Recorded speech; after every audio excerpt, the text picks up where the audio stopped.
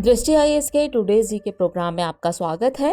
शुरुआत करते हैं पिछले अभ्यास प्रश्न से, जिसमें हमने आपसे पूछा था सर्वाइवल ऑफ द रिचेस्ट नामक रिपोर्ट किसने जारी की है। आपके ऑप्शन थे option A Oxfam, option B NITI Aayog, option C association for democratic reforms या फिर ऑप्शन डी एमनेस्टी इंटरनेशनल। तो इस प्रश्न का सही उत्तर है विकल्प ए ऑक्सफैम। आप में से कई व्यूअर्स ने इस प्रश्न का एकदम ठीक जवाब दिया है। इसी तरह अपने सुझाव, प्रतिक्रियाएं और जवाब हमें भेजते रहिए। चलिए अब आगे की बात को एक्सप्लेनेशन से समझते हैं। हाल ही में ऑक्सफैम द्वारा survival of the richest report जारी की गई, इसलिए विकल्प ए सही है। इस रिपोर्ट के मुताबिक केवल 5% भारतीयों के पास देश की 60% से अधिक संपत्ति है, जबकि नीचे की 50% आबादी के पास केवल 3% संपत्ति है। इसमें कहा गया है कि अगर भारत के अरबपतियों की संपत्ति पर 2% की दर से एक बार कर लगाया जाता है तो इससे देश में अगले 3 साल तक कुपोषित लोगों के पोषण के लिए 40,423 करोड़ रुपए की जरूरत को पूरा किया जा सकेगा। इसके मुताबिक वर्ष 2012 से 2021 के बीच भारत में सृजित 40% संपत्ति केवल 1% आबादी के पास गई है। भारत में अरबपतियों की कुल संख्या 2020 में 102 से बढ़कर 2022 में 166 हो गई है। इस तरह इस प्रश्न का सही उत्तर है विकल्प ए ऑक्सफैम। चलिए अब शुरुआत करते हैं आज के एपिसोड की। तो आज के एपिसोड का पहला प्रश्न है, निम्न में से कौन समुद्री कछुए की सबसे बड़ी प्रजाति है। आपके ऑप्शन है option A olive ridley turtle, option B leatherback sea turtle, option C loggerhead sea turtle या फिर option D Kemp ridley sea turtle. तो इस प्रश्न का सही उत्तर है विकल्प B leatherback sea turtle. चलिए एक्सप्लेनेशन देखते हैं। हाल ही में समुद्री संरक्षण अधिकारियों द्वारा थाईलैंड में समुद्र के किनारे लेदर बैक सी टर्टल को कैप्चर किया गया है। लेदर बैक सी टर्टल का नामकरण इसके खोल की वजह से हुआ है। इसका खोल अन्य कछुओं की तरह सख्त होने की बजाय चमड़े जैसा होता है। यह अटलांटिक और प्रशांत महासागरों को पार करने वाली समुद्री कछुए की सबसे बड़ी प्रजाति है, इसलिए विकल्प बी सही है। IUCN की रेड लिस्ट में इसे वल्नरेबल के रूप में सूचीबद्ध किया गया है, लेकिन प्रशांत और दक्षिण पश्चिम अटलांटिक में यह गंभीर रूप से संकटग्रस्त यानी क्रिटिकली एंडेंजर्ड है। इसकी लंबाई करीब 55 से 63 इंच और वजन लगभग 600 से 1500 पाउंड होता है। इस तरह इस प्रश्न का सही उत्तर है विकल्प B leatherback sea turtle. अगला प्रश्न है, कैमूर वन्यजीव अभयारण्य किस राज्य में स्थित है। आपके ऑप्शन है बिहार, गुजरात, मध्य प्रदेश या फिर राजस्थान। तो इस प्रश्न का सही उत्तर है विकल्प ए बिहार। हाल ही में बिहार सरकार ने कैमूर वन्यजीव अभयारण्य यानी KWLS को बाघों के अनुकूल बनाने के प्रयास में एक पशु गणना करने का निर्णय लिया है।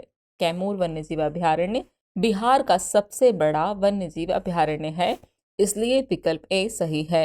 ये 1500 वर्ग किलोमीटर से अधिक क्षेत्र में फैला हुआ है। यहाँ तेंदुए, स्लॉथ बियर, चीतल, सांभर, जंगली सूअर, नीलगाय, चौसिंघा आदि वन्यजीव देखे जा सकते हैं।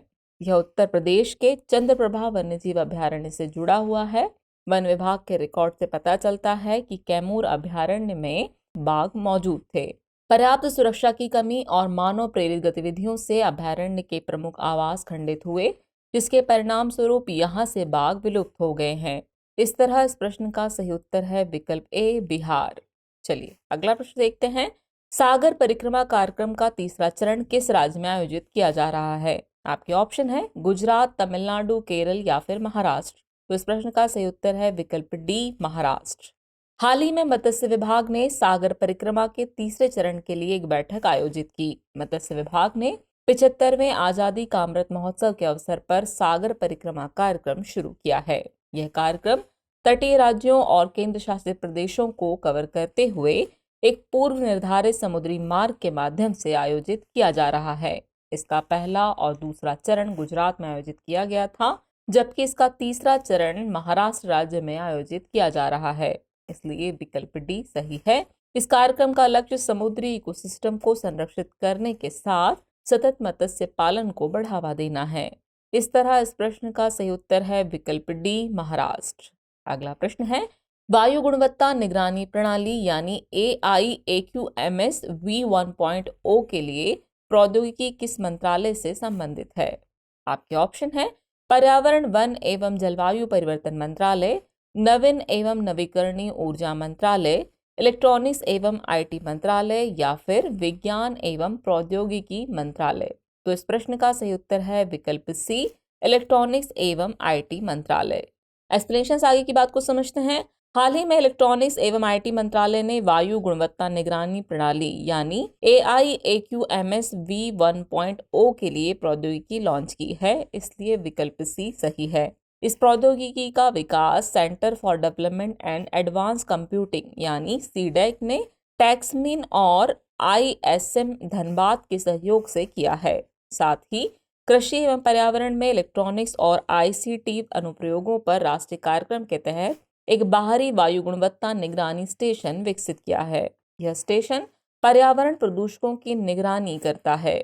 इसमें निरंतर वायु गुणवत्ता विश्लेषण के लिए PM1, PM2.5, PM10, SO2, NO2, CO, O2 क्षेत्र का तापमान, सापेक्ष आर्द्रता जैसे पैरामीटर शामिल हैं। इस तरह इस प्रश्न का सही उत्तर है विकल्प सी, इलेक्ट्रॉनिक्स एवं IT मंत्रालय। चलिए अगला प्रश्न देखते हैं। पुराना किला या शेरगढ़ किस स्थान पर स्थित है? आपके ऑप्शन है हैदराबाद, नई दिल्ली, जयपुर या फिर आगरा। तो इस प्रश्न का सही उत्तर है विकल्प बी, नई दिल्ली। भारतीय पुरातत्व सर्वेक्षण यानी ASI दिल्ली के पुराने किले में फिर से खुदाई शुरू करने की तैयारी कर रहा है। पुराना किला 16वीं सदी का एक किला है जो भारत की राजधानी नई दिल्ली में स्थित है, इसलिए विकल्प बी सही है। इसे शेर शाह सूरी और दूसरे मुगल बादशाह हुमायूं ने बनवाया था। इसमें हुई खुदाई में 3री शताब्दी ईसा पूर्व और पूर्व मौर्य काल के अवशेष मिले हैं। यह किला हुमायूं के शासन के दौरान दीनपना शहर का आंतरिक गढ़ था, जिसे 1533 में पुनर्निर्मित किया गया था। सूरी राजवंश के संस्थापक शेर शाह सूरी ने 1540 में हुमायूं को हराकर इस किले का नाम शेरगढ़ रखा था। शेर शाह ने अपने 5 साल के शासनकाल के दौरान इसके परिसर में कई और संरचनाएं जोड़ी। इस तरह इस प्रश्न का सही उत्तर है विकल्प बी, नई दिल्ली। अगला प्रश्न है, हाल ही में सुर्खियों में रही जकारलुंग और पास मलंग घाटियां किस देश से संबंधित हैं? आपके ऑप्शन है भारत, नेपाल, भूटान या फिर म्यांमार। तो इस प्रश्न का सही उत्तर है विकल्प सी, भूटान। हाल ही में चीन के कुनमिंग शहर में भूटान और चीन के बीच एक विशेषज्ञ समूह की बैठक हुई। इस बैठक में मोटे तौर पर विवाद के 2 क्षेत्रों पर ध्यान केंद्रित किया गया। पहला, डोकलाम और भारत चीन भूटान ट्राई जंक्शन के पास के क्षेत्र, और दूसरा भूटान के जकारलुंग और पास मलंग घाटियां, इसलिए विकल्प सी सही है। जकारलुंग और पास मलंग घाटियां तिब्बत के साथ भूटान की उत्तरी सीमाओं के पास 495 वर्ग किलोमीटर क्षेत्र में फैली हुई हैं, जबकि डोकलाम 100 वर्ग किलोमीटर से भी कम क्षेत्र में फैला हुआ क्षेत्र है, जिसमें भारत, भूटान और चीन के बीच एक पठार और एक घाटी शामिल है। यह क्षेत्र तिब्बत की चुंबी घाटी, भूटान की हा घाटी और सिक्किम से घिरा हुआ है। डोकलाम रणनीतिक रूप से सिलीगुड़ी कॉरिडोर के करीब स्थित है, जो भारत की मुख्य भूमि को उसके उत्तर पूर्वी क्षेत्र से जोड़ता है। यह कॉरिडोर भारत के लिए एक संवेदनशील बिंदु है, जिसे चिकन नेक भी कहा जाता है। इस तरह इस प्रश्न का सही उत्तर है विकल्प सी, भूटान। अगला प्रश्न देखते हैं। The energy technology perspective 2030 report किसके द्वारा जारी की गई है? आपके ऑप्शन है ऑप्शन ए अंतर्राष्ट्रीय ऊर्जा एजेंसी, ऑप्शन बी अंतर्राष्ट्रीय परमाणु ऊर्जा एजेंसी, ऑप्शन सी आर्थिक सहयोग और विकास संगठन, या फिर ऑप्शन डी संयुक्त राष्ट्र औद्योगिक विकास संगठन। तो इस प्रश्न का सही उत्तर है विकल्प ए, अंतर्राष्ट्रीय ऊर्जा एजेंसी। हाल ही में एनर्जी टेक्नोलॉजी पर्सपेक्टिव 2030 रिपोर्ट जारी की गई। इस रिपोर्ट को अंतर्राष्ट्रीय ऊर्जा एजेंसी यानी IEA ने जारी किया है, इसलिए विकल्प ए सही है। यह रिपोर्ट स्वच्छ ऊर्जा और प्रौद्योगिकी आपूर्ति श्रृंखलाओं पर महत्वपूर्ण प्रश्नों की पड़ताल करती है। गौरतलब है कि अंतर्राष्ट्रीय ऊर्जा एजेंसी यानी IEA वर्ष 1974 में पेरिस, फ्रांस में स्थापित एक स्वायत्त अंतर सरकारी संगठन है। यह मुख्य रूप से ऊर्जा नीतियों पर ध्यान केंद्रित करती है, जिसमें आर्थिक विकास, ऊर्जा सुरक्षा और पर्यावरण संरक्षण आदि शामिल हैं। इसके 31 देश सदस्य हैं, जिसमें भारत भी एक सहयोगी सदस्य है। इस तरह इस प्रश्न का सही उत्तर है विकल्प ए, अंतर्राष्ट्रीय ऊर्जा एजेंसी। अगला प्रश्न है, स्टार्टअप इंडिया इनिशिएटिव के संदर्भ में निम्नलिखित कथनों पर विचार कीजिए। कथन 1 है, इसे 16 जनवरी 2016 को लॉन्च किया गया था। कथन 2 है, भारत 107 यूनिकॉर्न के साथ दुनिया का तीसरा सबसे बड़ा स्टार्टअप इकोसिस्टम है। उपयुक्त में से कौन सा या से कथन सही है, इसे आप चुनें हैं। आपके ऑप्शन है केवल एक, केवल दो, एक और दो दोनों, और न तो एक न ही दो। तो इस प्रश्न का सही उत्तर है विकल्प सी, यानी एक और दो दोनों ही कथन सही है। चलिए एक्सप्लेनेशन आगे की बात को समझते हैं। हाल ही में देश भर में राष्ट्रीय स्टार्टअप दिवस मनाया गया। यह दिन 16 जनवरी 2016 को लॉन्च हुए स्टार्टअप इंडिया इनिशिएटिव के महत्व को उजागर करता है, इसलिए कथन 1 सही है। इसी के साथ राष्ट्रीय स्टार्टअप पुरस्कार के तीसरे संस्करण का भी आयोजन किया गया, जबकि अक्टूबर 2020 में पहली बार राष्ट्रीय स्टार्टअप पुरस्कार दिए गए थे।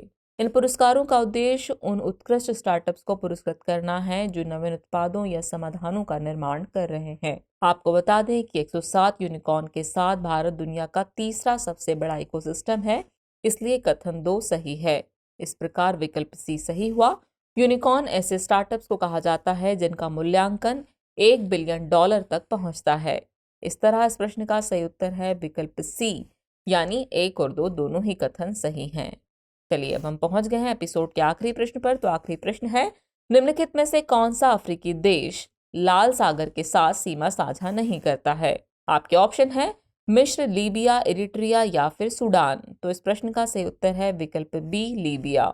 हाल ही में भारत ने मिस्र के राजदूत ने कहा है कि हिंद महासागर की सुरक्षा के लिए स्वेज नहर और लाल सागर की सुरक्षा महत्वपूर्ण है। लाल सागर दुनिया का सबसे उत्तरी उष्णकटिबंधीय समुद्र है, जो सबसे भारी यात्रा वाले जलमार्गों में से एक है। स्वेज नहर के माध्यम से भूमध्य सागर से जुड़ता है। यह सागर अपने उत्तरी छोर पर दो भागों में बढ़ जाता है, उत्तर पश्चिम में स्वेज की खाड़ी और उत्तर पूर्व में अकाबा की खाड़ी। यह पश्चिम में मिस्र, सूडान और इरिट्रिया के तटों को पूर्व में सऊदी अरब और यमन के तटों से अलग करता है, इसलिए विकल्प बी सही है। आपको बता दें कि मिस्र के राष्ट्रपति अब्देल फतह अल सीसी 26 जनवरी 2023 को भारतीय गणतंत्र दिवस समारोह में मुख्य अतिथि होंगे। इस तरह इस प्रश्न का सही उत्तर है विकल्प बी, लीबिया। चलिए वक्त हो चला है आज के एपिसोड के अभ्यास प्रश्न को नोट करने का, तो अभ्यास प्रश्न नोट कर लीजिए। निम्नलिखित युग्मों पर विचार कीजिए। एक तरफ वीनस मिशन बताए गए हैं और दूसरी तरफ स्पेस एजेंसीज बताई गई हैं। पहला है शुक्रयान, इसके सामने दिया गया है इसरो। दूसरा है वेरिटॉस, इसके सामने है जाक्सा। तीसरा है एनविजन और इसके सामने दी गई है यूरोपीय अंतरिक्ष एजेंसी। उपयुक्त में से कौन से युग्म सम्मिलित हैं? आपके ऑप्शन है ऑप्शन ए केवल 1 और 2, ऑप्शन बी केवल 2 और 3, ऑप्शन सी केवल 1 और 3 या फिर ऑप्शन डी 1, 2 और 3। तो व्यूअर्स इस प्रश्न का जवाब कमेंट बॉक्स में देना न भूलें। जल्द ही मिलते हैं नए एपिसोड में नए नए सवालों और उनके नए नए जवाबों और जानकारियों के साथ। तब तक के लिए शुक्रिया।